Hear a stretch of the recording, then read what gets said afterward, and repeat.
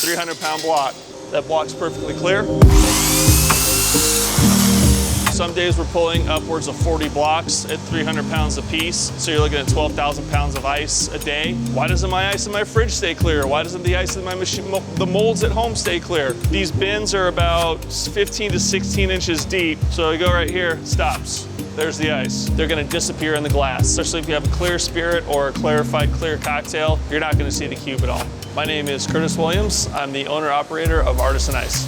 We manufacture and distribute large format, clear artisan craft ice cubes for many of the bars, restaurants, and resorts in the valley. It's funny, people are like, it's just frozen water. And I'm like, yeah, it is, but it also isn't. What you put in your body, what you eat, what you drink, you've got people spending hours and hours and months in building these amazing beverage programs, and you don't want to ruin it with crappy ice. You just don't. These are all called Kleinbell machines. We started the company with one machine. We're up to over 40 machines now, and each one of these machines is capable of producing 2 300-pound blocks once every 3 to 4 days, depending on the weather. So in the summer, you're looking at more like 4 days. In the winter, closer to 3 days. So we've got a machine set up with some blocks in it, so you can see kind of what that looks like. These machines over here have already been pulled for the day. We pull about a third of our machines every day. So you're looking at 30 blocks per day.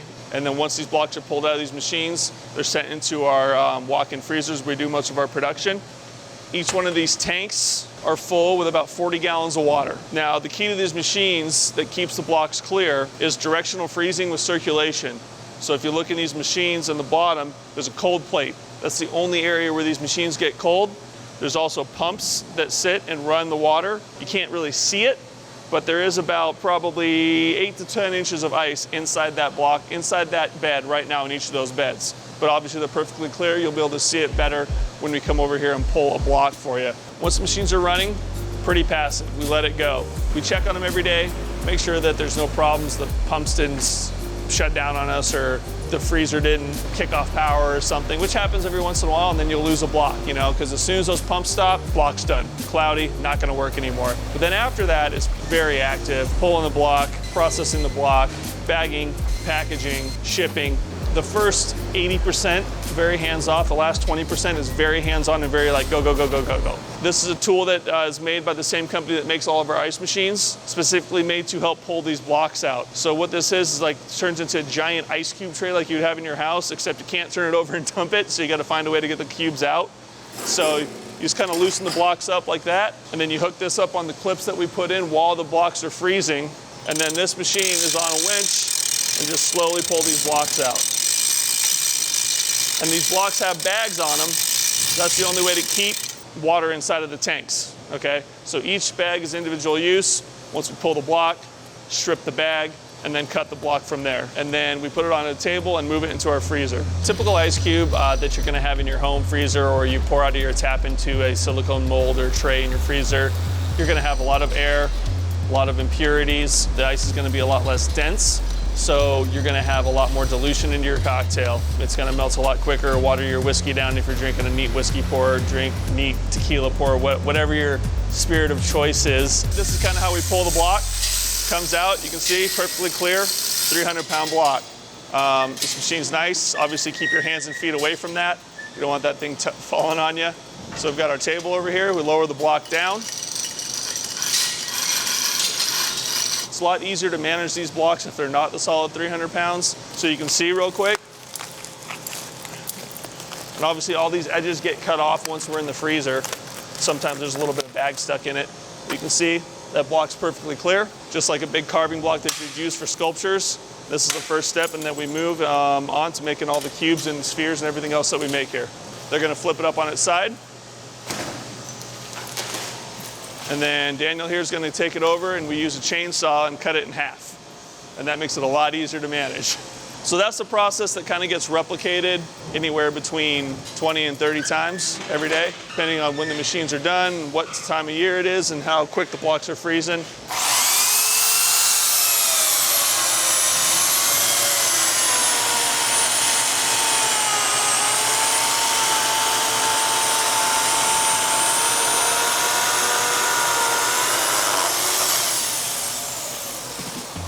That turns our blocks into halves. Then we take them on the cart and we put them into our deep freeze to let them refreeze a little bit before we start cutting them. We have our storage side that keeps the ice a lot colder, so that's going to be our 0 to -10, and that's going to give it that really deep hard freeze for packaging. That's going to ensure that the ice isn't going to stick together during transport or by the time that it gets to your freezer. The other side is more of a, call it a walk-in freezer temp. So that ranges in between about 36 to 40 degrees. You don't want to actually cut ice at freezing. It's going to produce a lot of snow. It's going to put striations on the cube, and sometimes it can actually fracture the cubes. So this is our storage freezer, where you can see we have a lot of backstock and inventory, all the different cuts we make for a lot of the bars and restaurants. These are where we stock up our blocks for the day that we're going to cut and process in our processing freezer. Let's our production freezer, where our team's working right now. So this is our production freezer. The blocks are cut down into sheets that you can see over here. Then the sheets are cut down into what are our spears. You can see our sticks over there. And then once they're done into the spears, table over here, we've got them cutting them into cubes right now. After they're done into cubes, so we have our team over here and they make sure that they can put into bags.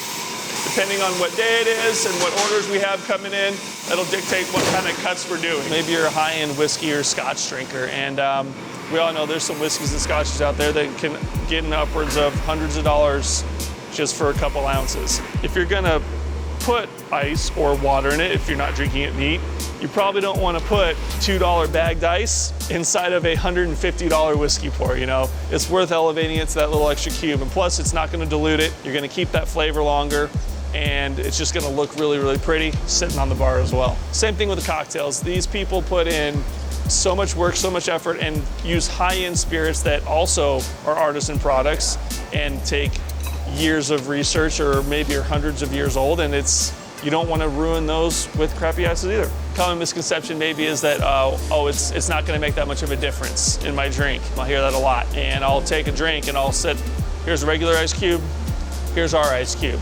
Let's put it in the same drink at the same time. Let's give it 10 minutes. Okay, most people drink their drink within 10 minutes, but say you don't. Let's let it sit for 10 minutes and then take another sip. Tell me which cocktail is still held up, which one still tastes like you want it to, which one is less watered down, which one is less polluted, and then we can have the conversation of why you don't think it matters. So if you use the freezer method, you're kind of doing the same thing our machines do on a smaller scale. You're insulating, you're only freezing from one direction.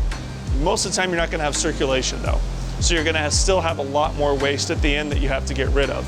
You still are gonna have some clear cubes. The only problem is you're gonna have to cut them by hand. With slippery ice, it's a little bit dangerous, especially doing it at home on a cutting board. And it's not gonna be as precise as our method is. And also, it's gonna take you a massive amount of space to produce maybe 10 cubes at most, where you can get a bag of 25 cubes from us overnight. That's the only difference. Like, the ice is going to be similar. It's just gonna be a lot more labor and arduous process than what we have set up here. I guess you probably wanna know, like, why doesn't my ice in my fridge stay clear? Why doesn't the ice in my machine, the molds at home stay clear? So the directional freezing is part of it.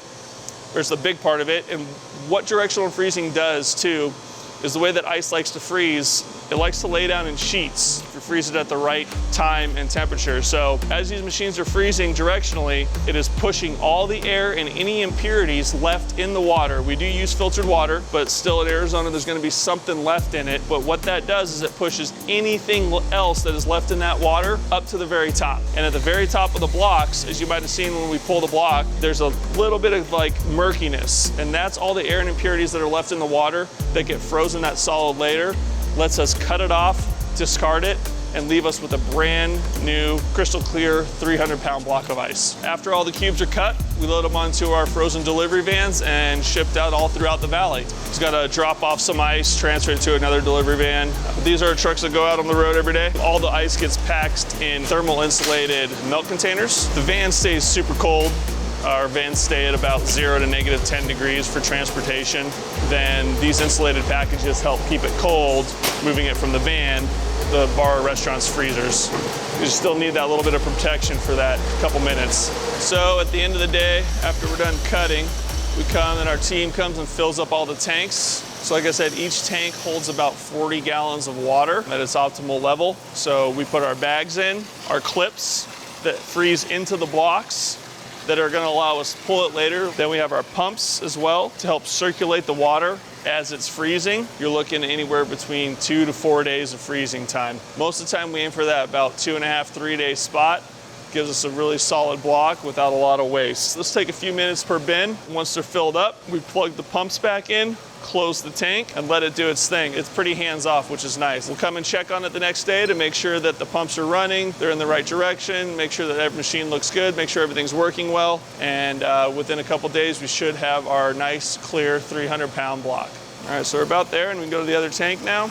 And once they're both full, we're gonna close the lid, plug in the pumps, start the machine, and it's off to the races. When you get a glass and the cube is clear or disappears, or it's there and it's used as part of the presentation, whether it's like the garnish is floating on top, or it's part of the garnish, or it's got a logo on it, or it's got the bar stamp or something like that. It's just that extra level of care, an extra level of presentation that you took the time to do that, and it just makes me realize even more that, oh, this bar cares, this restaurant cares, this person serving this really thought about all the steps in this, and that this wasn't just thrown together and kind of thrown at me. I don't know about everybody else, but me, if I get something like that, and then there's a big cube sitting in the cup afterwards, I'm like, you know what, probably shouldn't waste this. Let's get another drink on top of this. So it's gonna encourage me to probably have at least one more drink, or maybe two.